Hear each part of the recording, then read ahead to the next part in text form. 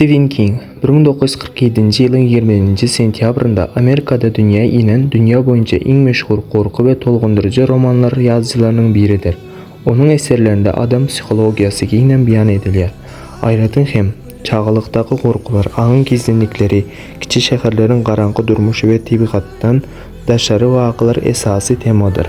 Ol şu güneçeni 60'tan köp roman ve 200'den artık hikaye yazan, eserlerinin köpüsü kino ya da serial görünüşte surata düşürülen.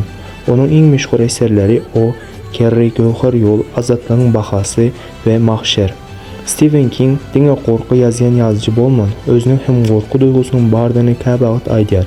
Kəbir sohbet eşiklerinde kəhte geceleri çıranı öçürme noklayandığını ve hukmanı suratta ayaklarını yorgan astında saklayandığını gurun beriyar.